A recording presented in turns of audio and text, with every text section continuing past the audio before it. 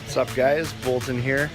Just about to leave the Super 8 Motel in about half an hour, which I'm excited about. Yeah, starting to kind of slip into vacation mode a little bit, which feels good. Just kind of getting a little more excited for the rest of the trip of what's to come. Yeah, 2 weeks vacation time.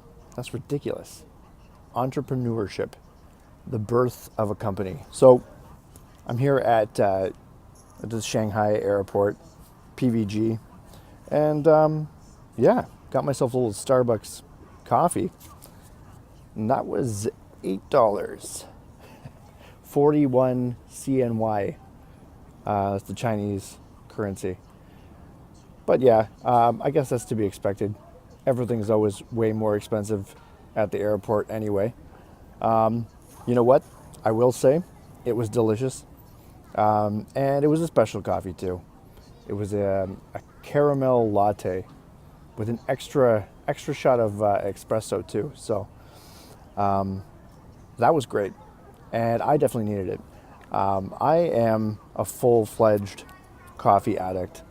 I can definitely tell you that. If you're a coffee addict as well, leave a comment below and we will talk about that. But yeah, to be honest, I can't even remember when the last time I went a day without a coffee was. And I don't really want to see myself without coffee in terms of a day. I think I would probably get the equivalent of being hangry, as they say. I'd probably have the coffee equivalent to that. Maybe that would be called cangry. That makes sense? Or kirsty, thirsty for coffee. Kirsty. Nice. Just invented something. There you go. Let's get into the first topic. I think it's ridiculous that companies give their employees 2 weeks of vacation time. Now, I know if I just say that as a general statement, I'm going to get a lot of flack from a lot of people.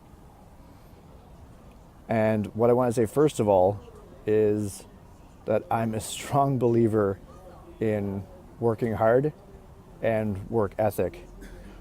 But I do feel that 2 weeks of vacation time is borderline slavery, really. And I understand, companies, businesses need to run, and if everyone was taking month-long vacations, or hey, let's go to the next level, 3-month-long Southeast Asia vacations, then nothing would get done. And that's not good. But to think that someone can effectively travel and take in a new destination in 2 weeks is a little bit crazy. You're trading an entire year for 2 weeks of vacation time. It just doesn't seem right. Which then leads me to my next topic. And the next topic is entrepreneurship. And one thing I'll say right off the bat is that I believe one of the most appealing and alluring things about being an entrepreneur, and probably why most people do enter into that, is for this very reason. In that at some point they realize 2 weeks vacation time is not enough for me. I want to be able to set my own schedule. Now that might be that you have to work very hard to obviously get the company off the ground, but it's also very much on your own terms.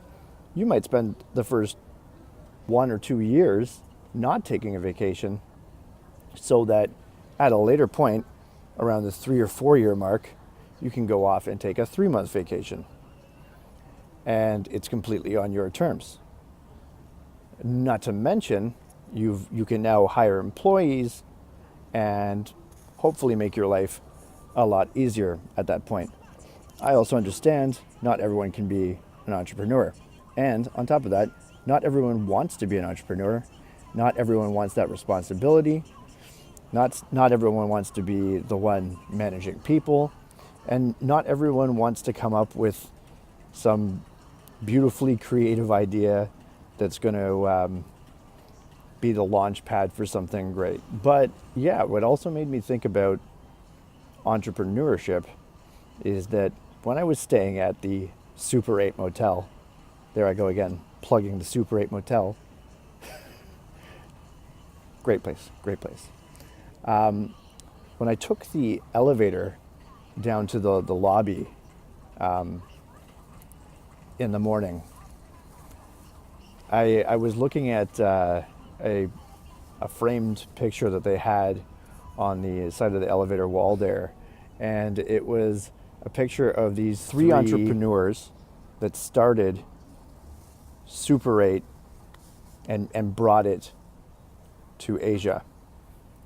And I found that to be quite awesome and amazing. And I started to think about how much entrepreneurship happens on a global level, especially for people who are, say, starting a startup in even another country, and how they might be able to leverage their own currency against that new destination. For example, someone from the Western world coming over to Thailand or China and starting a business here. So I mean that's just like, it's honestly fascinating. And then I also began to think about, say, the Chinese entrepreneur Jack Ma and how he started Alibaba Express and really all of the entrepreneurs of the world. It's just a beautiful thing. And you just think about it, and every company is kind of like a baby. Every entrepreneur gives birth to their company and raises it into adulthood. And that's just a beautiful thing to dedicate your life to, because another thing too about building a business and entrepreneurship is it's not easy at all. People can definitely talk about all the good stuff about it. Oh, be your own boss and all of this. But the thing about being your own boss is very tough. And I don't think that most of us have been programmed to be our own boss. Now, that also comes back to maybe the school system and education. It doesn't really encourage entrepreneurship, which is fine. I don't want to get into an argument about that.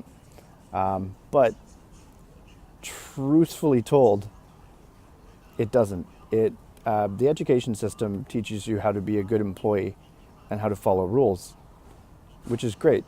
And that's why 99% of the population chooses to be an employee, and that's great. But if you want to have the luxury of one day being able to decide to take a 3-month vacation across Southeast Asia or go to Africa or South America and not really have to worry about time as much, the entrepreneur route is the way to go. And as a side note, I will say that's part of the main reason why I'm actually going to Chiang Mai, is that I'm going for a conference which is on remote work. This group of people, they've kind of coined a term for themselves as being digital nomads. That's what they call themselves, digital nomads. But essentially a digital nomad, or someone who works remotely, can work from anywhere in the world via laptop, smartphone, and Wi-Fi. And, there's a million different ways you can go with it. Some of them are bloggers, some of them are copywriters, some of them have their own business on Amazon, eBay. There's really a million ways to go about it. It's just kind of what's going to be the way for you. Anyway, guys, I got to get moving here. My flight's still about an hour or so, but I think I covered a lot of the topics I wanted to talk about there. And yeah, I'm actually going to be editing this video. So this is really going to be my first time trying to edit a video. And yeah, look out for that. Hopefully I do a good job. And if I do, I might actually cut out this part, but we'll see. Maybe not. Anyway, guys, take care. See you later. Next time I talk to you, I'll be in Bangkok. Woo!